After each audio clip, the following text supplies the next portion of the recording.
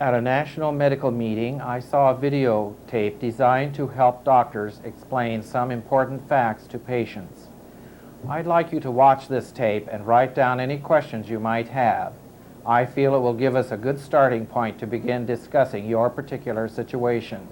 So relax and listen carefully. I'll be with you in just a few minutes. I'm sure you will find this tape very helpful.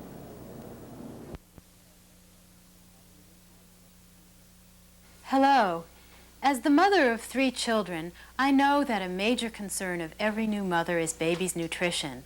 I've read quite a lot on the subject of infant nutrition, and breast milk is the standard, the ideal food for babies because it provides all the nutrients your baby needs for health, growth, and development. After all, it is the most natural as the way your baby came into this world. But the best method of feeding your baby is the method you feel most comfortable with. Today, more and more of us are working outside the home, which does not preclude breastfeeding. There are many reasons, however, that mothers may not breastfeed their infants. If you choose not to breastfeed or are in the process of weaning, you can be sure that the formula your doctor recommended will fulfill your baby's nutritional needs. And today, we mothers have a choice of feeding methods. Fortunately, we've come a long way. Until the 20th century, there was no effective alternative to nursing. When a mother was unable to nurse, a wet nurse had to be found, and there were attempts at making formula in those days, but the attempts were not successful ones. Although feeding your baby with formula is not quite the same as breastfeeding, it can be a fine alternative. It's important to consider why proper nutrition is so vital during the first year of life. First, consider how fast your baby will grow those first 12 months. Did you know that the rate of growth from birth to 1 year is more rapid than at any other time? Most babies double their birth weights by about 6 months of age and triple them by the time they celebrate their first birthdays. That rapid growth needs a well-balanced diet, a diet that you can provide by feeding breast milk or infant formula. But a proper or adequate diet for your baby during that first year of life may go beyond the baby's need for normal growth. Many health professionals believe that today what your baby is fed in infancy and childhood has a bearing on adult health. There's been a lot said about the possible relationship between infant feedings and the development of high blood pressure, obesity, and other related conditions in later life. Some believe that the prevention of these adult health problems ought to start in infancy, and speculate that infants will enjoy a healthier life as adults through proper nutrition begun early and continued throughout life. And we mothers play a vital role in the quality of baby's diet. What is the difference between poor nutrition and good nutrition? The real difference is proper balance of nutrients. In other words, avoid giving your baby too much or too little of any one nutrient. Since breast milk is the standard, it makes sense to me when you need a substitute to choose a formula that is closest to breast milk in all nutritional components. Let's talk a little about salt. Sodium chloride, an essential nutrient for everyone. Babies and adults alike require a balance of salt and water for normal functioning. However, most adults and children in this country consume much more salt than they really need, and there's no nutritional advantage to too much salt. The desire for salty food is a result of our previous eating patterns. Most of us were started on a high-salt diet at a very young age, and it's difficult, though not impossible, to reverse the salt habit. And why is too much salt bad? High blood pressure is believed to be related to excessive salt intake. The reason why I'm so involved with this subject is because in addition to being a mother, in my profession as Dr. Julie Ingelfinger, a pediatrician and hypertension specialist at Children's Hospital in Boston, I look after babies and children, and the prevention of high blood pressure is one of my primary concerns.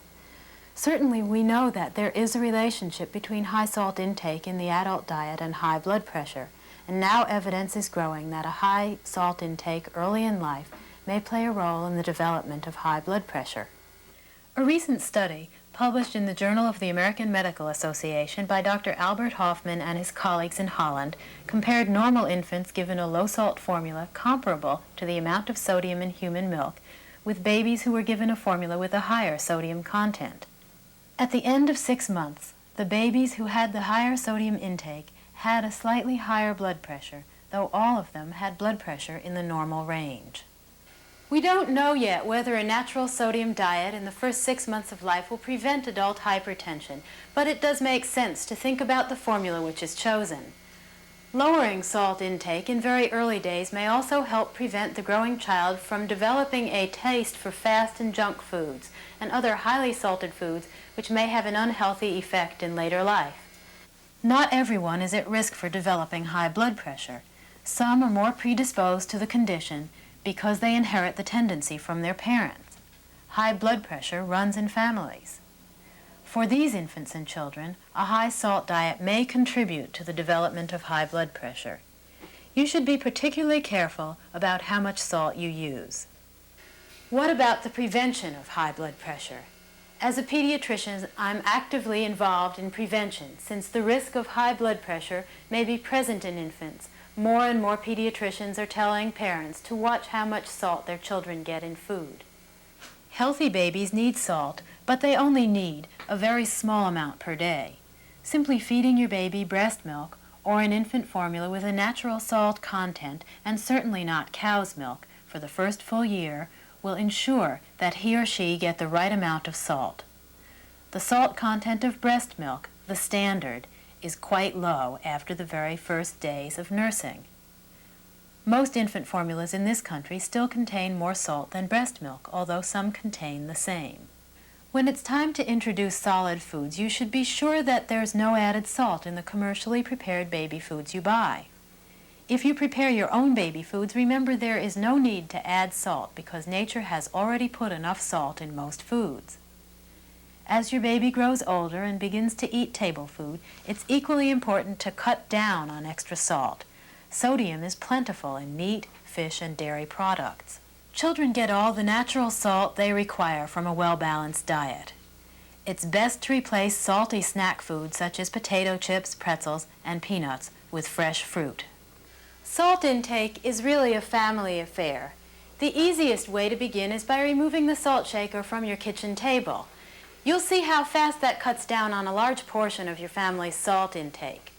When preparing meals, don't be tempted to add salt. Use herbs or spices instead. It's been demonstrated that people don't crave salt after it has been reduced over time. Small steps such as these and more to modify your salt intake can make a big difference in your family's health, and a natural salt intake for baby is the way to begin.